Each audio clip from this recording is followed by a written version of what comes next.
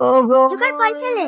কি ব্যাপার, ড্রেস খুলছেন যে? আর খেলা দেখাবেন না? না, আমি আর খেলা দেখাবো না, আমার এখানে শেষ। স্কুল ছুটি হয়ে গেছে, আমার মেয়েকে আনতে যেতে হবে। কোন স্কুলে পড়ে আপনার মেয়ে? আমার মেয়ে ইনস্টিটিউটে পড়ে। আরে বাহ, এ তো খুব দারুণ ব্যাপার। আমার মেয়েও তো ওই স্কুলে পড়ে, কিন্তু ওই স্কুলে তো অনেক খরচা, আমরা চালাতেই তো হিমশিম খেয়ে যায়। কিন্তু আপনি এত খরচা বহন করেন কিভাবে? এই যে একটু আগে দেখলেন না, মানুষকে নিচে হাসিয়ে যে উপার্জনটুকু হয় ওতেই খেয়ে না খেয়ে আমার মেয়ের স্কুলের ফিসটা। অত কষ্ট করে আপনার মেয়েকে ভালো স্কুলে ভর্তি করার কি দরকার ছিল? একটা সরকারি স্কুলে পড়ালেও তো পারতেন।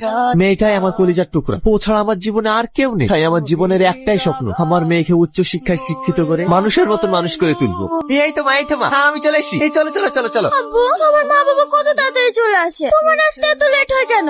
আরে শোনো মা, আমার এই কান হচ্ছে, আর লেট হবে না। এই চলো চলো। তুমি প্রতিদিন শুধু একই কথাই বলো। কি করবো বলো মধু, কাজে থাকি তো লেট হয়ে যায়। এবার থেকে আমি চেষ্টা করবো খুব তাড়াতাড়ি আসার। এই চলো, আর একবার লাও মা, আর একবার। না, আমি খাবো না। এইভাবে না খাওয়াতে গেলে তুমি অসুস্থ হয়ে পড়বা যে মা। এই একবার লাও মা। তোমাকে একটা কথা জিজ্ঞেস করবো? না মা, যত কথা সব সকালে বলবা, অনেক রাত হয়ে গেছে, এখন চুপটি করে শুয়ে পড়া তো। না আব্বা, আজ তোমাকে বলতেই হবে, নাহলে কিন্তু আমি ঘুমাবো না। বলো না আব্বা, আমার মা কোথায়? ওসব শুনে কি হবে, অনেক রাত হয়ে গেছে, ঘুমাও। না, আমি ঘুমাবো না। তুমি আমার এত যত্ন করো, তুমি আমাকে খাইয়ে দাও, পরিয়ে দাও, কিন্তু আব্বা, আমার মা আছে, আমার মা কোথায় আছে? তোর মায়ের কথা তোর সামনে বলি কিভাবে বল? তুই যখন এত করে জেদ করছিস, তাহলে শোন, তোর বয়স যখন 7 মাস, এই ভাঙা মোবাইল ও হাঁসের পালক ও টাকার বিনিময়ে পায়। ও ভাই, দাঁড়াও দাঁড়াও দাঁড়াও, তুমি আমাদের গ্রামে এক সপ্তাহ আসনি কেন? আমাদেরকে তো অনেক গ্রামে যেতে হয়, সেই জন্য আসা হয়নি। কিছু লাগবে বোন? হ্যাঁ, আমাকে দুপাতে টিপ দাও। কি গো, তিনটের সময় আসার কথা, সন্ধ্যাবেলা আসছো যে? আজ একটা নতুন গ্রামে গিয়েছিলাম। তাড়াতাড়ি গা ধুইলাও, মা বারবার ফোন করছে, যেতে হবে। কোথায় যাবা? কেন, তোমার মনে নাই নাকি আজ আমার ভাইয়ের ছেলের জন্মদিন? তাড়াতাড়ি রেডি হইলাও।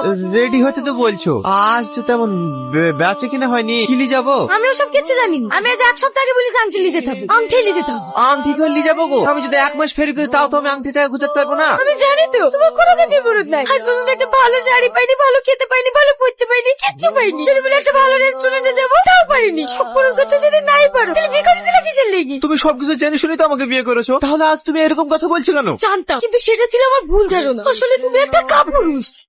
তুই আমার গায়ে হাত তুললি, আমি আর তোর ভাত খাবো না। তুই ডাক্তার হয়ে গেলি, আমি এক্ষুনি বাপের বাড়ি চলে যাবো। সালমা, সালমা, আমার কথাটা শোনো সালমা। ওই সামান্য বিষয়টার জন্য তোর বাপ ওখানে চলে যায়। আমি অনেক অপেক্ষা করেছি, কিন্তু সে ফিরে আসেনি। কান্না করো না আব্বু, যে মা সামান্য বিষয় নিয়ে নিজের সন্তান স্বামীকে ছেড়ে চলে যেতে পারে, সে কোনোদিন মা হতে পারে না। আমি আজকের পর থেকে কোনোদিন মায়ের কথা জিজ্ঞেস করবো না। ঘুমিয়ে পড়ো মধু, অনেক রাত হয়ে গেছে, কালকে আবার স্কুলে যেতে হবে। সেই তো আমার মধ্যে চলে এসছি। হাসো হাসো, এই না তোমার জন্য ক্যাডবেরি নিয়ে এসেছি। আচ্ছা আন্টি, আপনি প্রতিদিন আমার জন্য ক্যাডবেরি নিয়ে আসেন কেন? তুমি আমার মেয়ের মতো। তাই কেন? আপনার ছেলে মেয়েকে ভালোবাসেন? আমার ছেলে মেয়ে কেউ নেই। ছেলে মেয়ে নেই কেন? আছে, কিন্তু এই মুহূর্তে আমার কাছে নেই। তুমি ক্যাডবেরিটা খাও। মাহি, বাইরে জোগাড় এসছে, দেখতে যাস তো, তাড়াতাড়ি আয়।